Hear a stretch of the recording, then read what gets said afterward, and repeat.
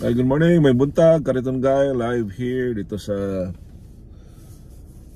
Heart of the USA.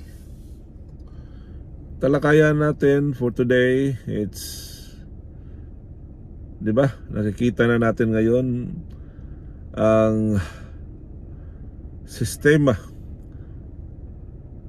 ang mga pangyayari, di ba? Sa administrasyon ngayon. That is why on this title, Uniteam noon, not in unison ngayon.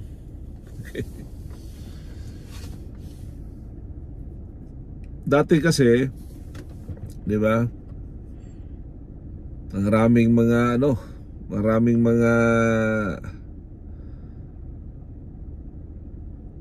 mga publicity ba? Uniteam, di ba? Mga kampanya nila, all their promises, including Sara, no? Including Sara. Kaya nga naitayo yan. At yung mga kaalyado pa ni Presidente Duterte, iba lipatan, di ba? Lalo na yung sumusuporta, yung si Gloria.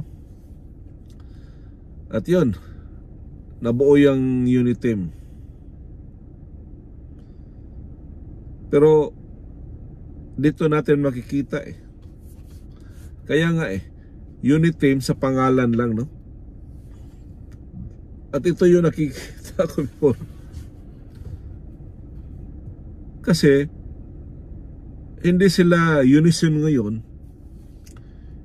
Yung direction nila iba't iba.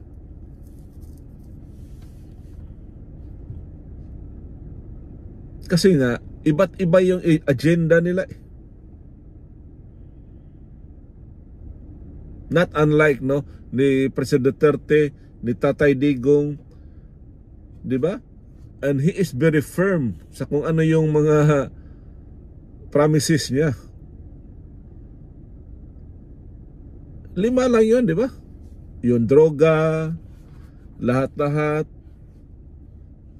yung mga corrupt na mga officials,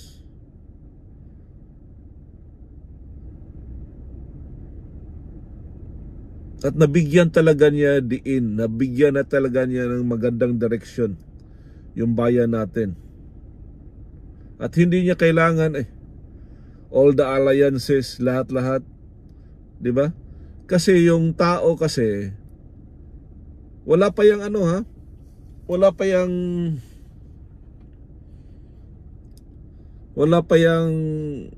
build during his campaign, di ba? Na-realize lang yan yung nakaupo na siya. Ang target talaga niya is completely cleansing sa bayan natin.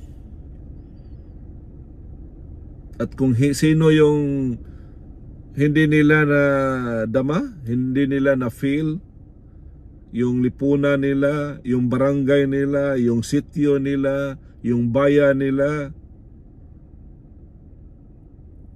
baka may toyo na kayo, guys.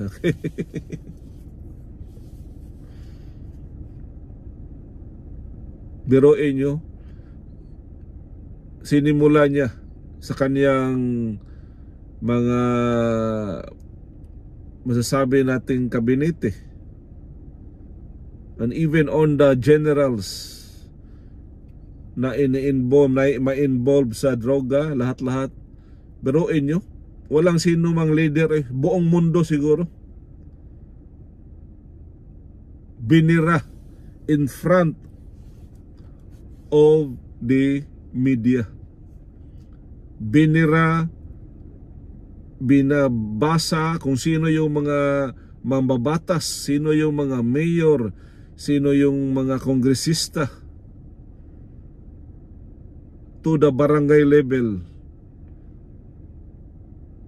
Pati mga generals who involved dito sa amin sa Cebu. Di ba may pinangalanan siya? Mayor. May pinangalanan siya na General Protector.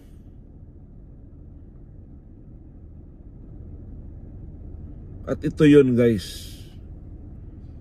Aha. Kahit magsanay pa ng pwersa itong unit team, but iba-iba yung direction nila eh.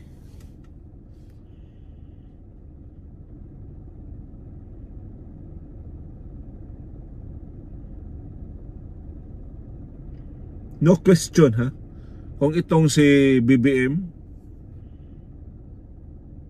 para sa akin, this is chance na sana niya eh, to regain kung ano yung pangalan nila na duhis.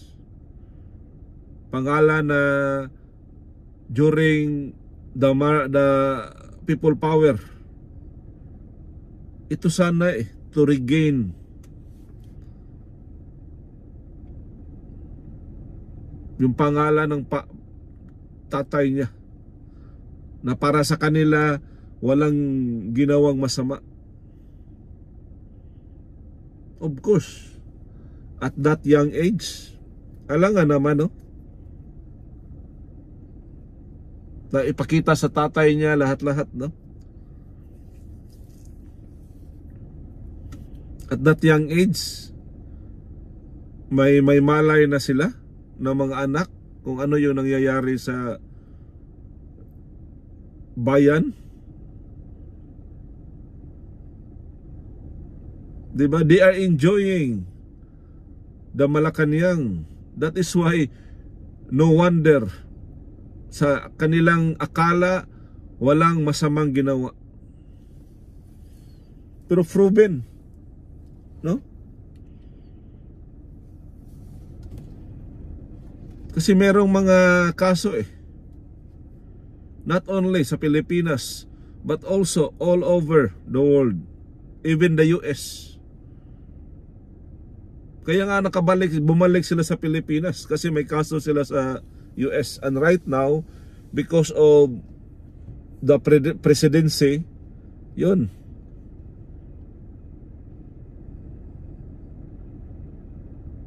may privilege siya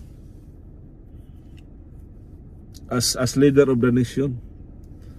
Maka labas-pasok siya sa US. Chance sana to eh, itong unit team. Pero ngayon iba yung direction, guys. Ang intention siguro ni Sara is what? To retain, na maipagpatuloy yung nasimula ng tatay niya. Kahit siguro hindi niya pinakinggan yung hiling ng tatay niya na why would you settle for a vice president, na even from the start, no, sa mga sorbe-sorbe lang na numero 1 siya. Why settle for anything less?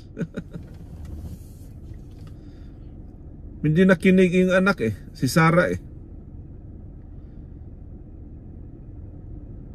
Just giving the benefit of the doubt. Hindi pa siguro siya ready.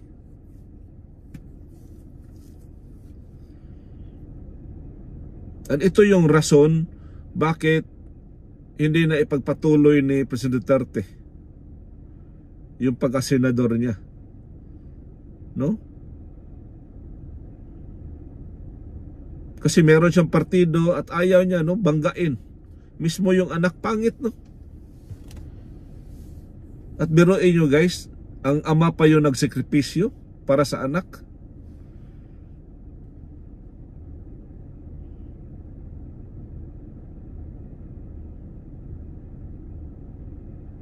Diba na-form yung kang Bongo, na-form yung kay Bato. Pero nakikita ko prior from that, wala talaga, hindi yan maglast eh. Yung mga formation sa ano nila, sa partido nila. Bakit? Yung anak nakisabay eh. At ngayon guys, di ba? All the propaganda, mga TikTok pa, mga ganon, wala. Walang forever. Walang forever. Kasi bawat isa sa kanila, they have different agenda. No? And they are not firm kung ano yung binigay nila na salita sa mga tao. Tingnan niyo yung mga kabinete ngayon. Sus, papalit-palit lang eh. Tapos may mga issue. Di ba? May mga corrupt practices. Mismo na lang dito kay BBM, umabot ng ilang bago niya na-realize na hindi kaya niya yung Department of Agriculture. Bakit? May major ba siya on agriculture? In the past, siya ba nag-handle before as secretary? Kasi being a president, hindi yan ha. Hindi